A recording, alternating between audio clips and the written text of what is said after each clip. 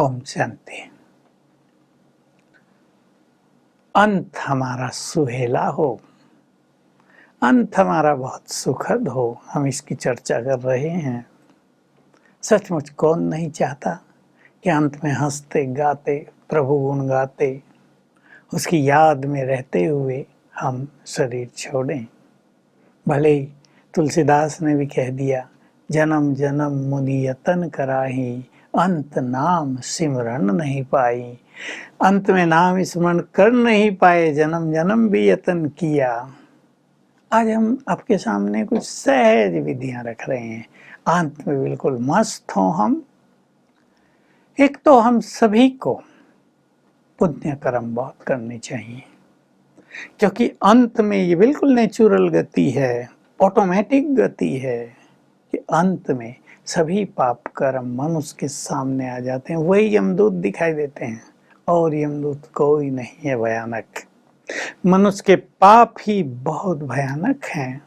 अब किसी ने पाप किया हो, राम राम जप रहा हो, होगा भी नहीं और उससे कुछ फायदा भी नहीं होगा। राम तो उसे नीचे भेज देंगे कि जाओ पहले पुण्य करके आओ फिर मेरे पास आना। तो पाप से बचेंगे।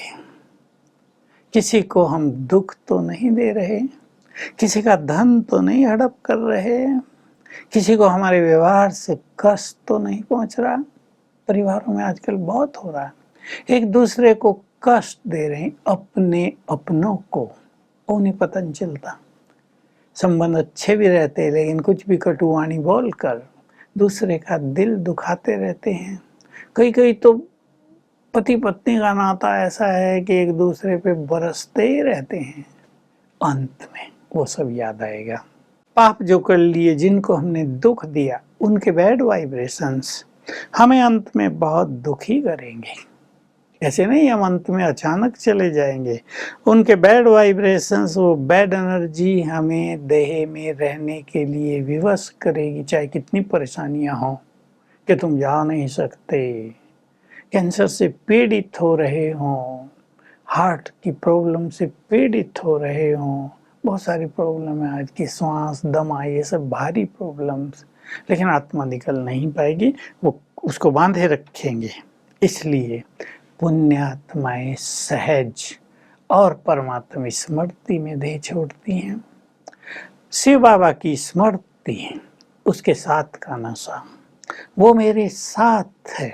जीवन भर जिसने ये अभ्यास किया है, जब भी उसको बुलाया वो आ खड़ा हुआ, ये अभ्यास किया है, तो अंत में यही होगा, अंत में वही याद आएगा।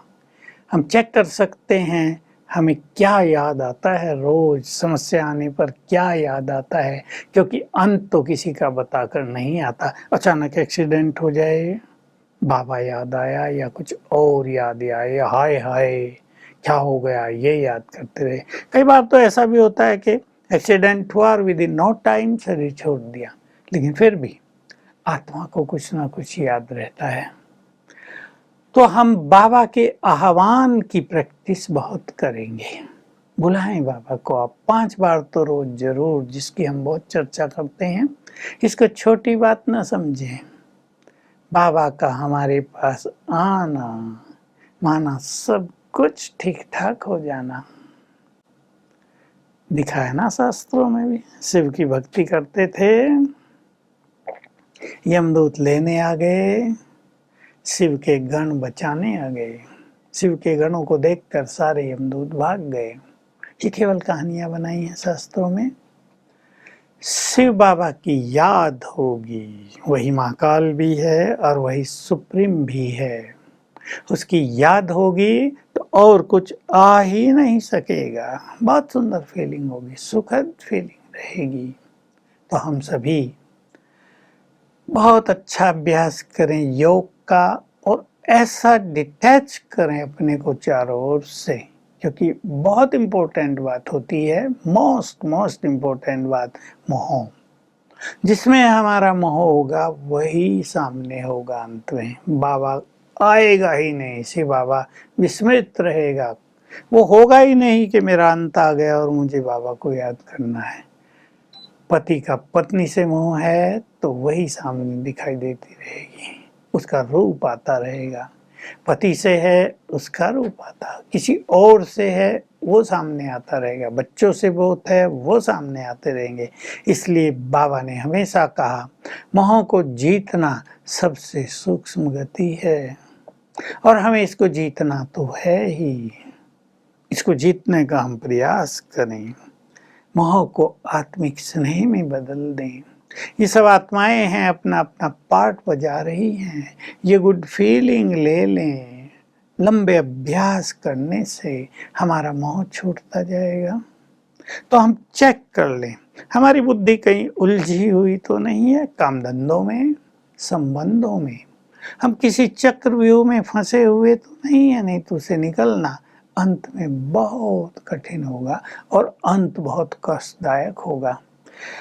कामकाज तो सभी को हैं, जिम्मेदारियां भी सभी के पास हैं, लेकिन किसी ने अपने को उनमें उलझा लिया है और कोई बड़े बड़े काम करते कराते भी जैसे मुक्त अवस्था में रहते हैं। सबसे अच्छी स्थिति यही है, सबके साथ रहते हुए अच्छे बड़े बड़े कार्य जो भी आपके हैं वो करते हुए हम ऐसे डिटैच रहें, ऐसे मुक्त जैसे रहें जैसे हम कुछ करते ही नहीं हैं। इसका बहुत गहरा प्रभाव वर्तमान स्थिति पे भी पड़ेगा। हम बहुत सुखद फीलिंग में रहेंगे, कामकाज बड़े बड़े सहज सफल होते जाएंगे, क्योंकि बाबा का एक महावाक्य है बहुत अच्छा, बहुत गुह्य डीप फिलोसॉफी है, वो सीक्रेट है बड़ा, कि जो बच्चे साक्षी भाव में रहते हैं वो 1 मास का काम 1 घंटे में ही कर सकते हैं। बहुत बड़ी बात कही गई, छोटी नहीं है। सोचना है इस पर, कैसे ये संभव होगा, कैसे हमारी एफिशिएंसी इतनी बढ़ेगी, क्योंकि हमारी एफिशिएंसी बदलती है, डाउन होती है मन के व्यर्थ संकल्पों के कारण। हम टेंशन में रहते हैं तो एफिशिएंसी, कार्य शक्ति हमारी डाउन होती है। हम परेशानियों में रहते हैं, क्या हो गया, कैसे होगा, सुधारा कैसे जाए, हमारी एफिशिएंसी डाउन होती है। लेकिन अगर हम साक्षी भाव में रहते हैं, इस पर तो चर्चाएं बहुत हुई हैं, अगर हम सहज भाव में रहते हैं तो हमारी मन बुद्धि जो शांत और शीतल रहती है, उससे बहुत पावरफुल वाइब्रेशंस हमसे चारों ओर फैलते हैं, और इसका इफेक्ट संसार पर, इसका इफेक्ट आपके कारोबार पर, आप डायरेक्टर हैं किसी ऑफिस के, इसका इफेक्ट सारे ऑफिस में, आप जनरल मैनेजर हैं किसी बड़ी फैक्ट्री में, आपका इफेक्ट आपके सब सबॉर्डिनेट्स पर, कार्यकर्ताओं पर बहुत गहरा पड़ता है। तो हमेशा सरल चित्त होकर कार्य करते रहें, अपने को कहीं भी उलझाएंगे नहीं। और इसकी चेकिंग आप रोज कर लें कि जब आप योग में बैठते हैं, या जब आप सवेरे उठते हैं, या रात को सोते हैं, तो आपको क्या याद रहता है?